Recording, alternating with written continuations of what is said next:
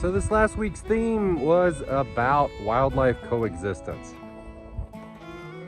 Tidy word for a very untidy concept. What's all that mean? Let's take a dig into that. So it's really about what I probably rather call shared ground. So here we are walking on a ranch in Colorado. Something that it seems like a lot of room. It's only like 1,500 acres, but to most of us that seems like a lot of land. Seems like a good place for nature to be left alone to do its thing, to make a little space for it. Let's tie that to an open space that's maybe near you. Chances are near you there's a park, state park, maybe a national park. Maybe you're that lucky. Maybe it seems humongous. But what do the wildlife think? For most species, deer, elk, wolves, grizzly bears, what do they think is a lot of land? What do they need to shelter and food, accessibility to mates?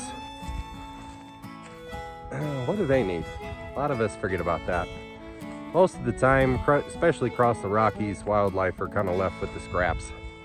They're kind of left with the areas that seem huge to us as people, but to them, we forget to really look how they're doing. They kind of get pushed to the sides. If we see them, we figure they must be doing fine. If we hit one on the highway, we figure they must be everywhere. It's kind of the same thinking that led to why at one time we nearly drove bison to extinction. Seemed like there were millions of them. Seems like they were fine. Seems like they were unlimited. Never really thought about it till they were nearly extinct.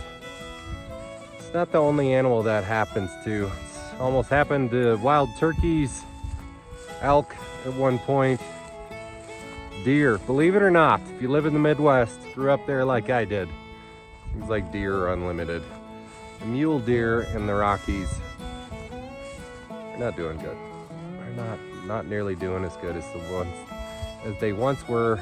Still see them around quite a bit, but a lot of issues really hurting them right now, and they're rapidly vanishing from areas of the Rockies. They were really prevalent. Beavers is another one. Who doesn't love a cute little fuzzy beaver?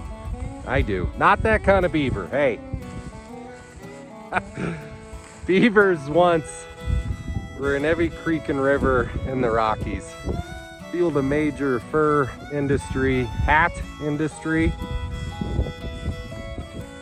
for a lot of years. They nearly went extinct until people started paying attention. Same case with waterfowl, ducks, geese, things we all like to hunt. That's really what coexistence is all about, is really just paying attention not only to the cute and fuzzy stuff, the stuff we like to hunt, but also the wolves. Big issue there. What are we doing to keep them around? What are we doing to keep ecosystems intact? That's kind of what we do at the Wild Range Project. It all comes down to boots on the ground relationships with people, with wildlife managers, state and federal, private landowners. What are we doing to nurture these conversations and provide the boots on the ground support where it's needed? It's one thing to get in a room, talk about policy and agendas and studies, and those things are very valid. But it all comes down to how we make it work here on the ground.